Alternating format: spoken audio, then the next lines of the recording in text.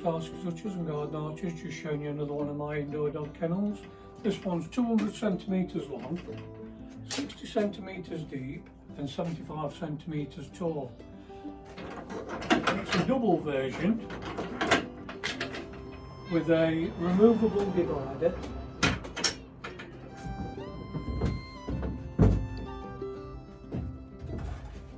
Just in case you want to have both dogs together or just as one kennel. Put that back in.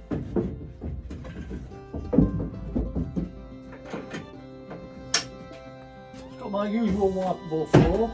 It's going to the south of England on Sunday. Let's hope they like it. Thanks for watching.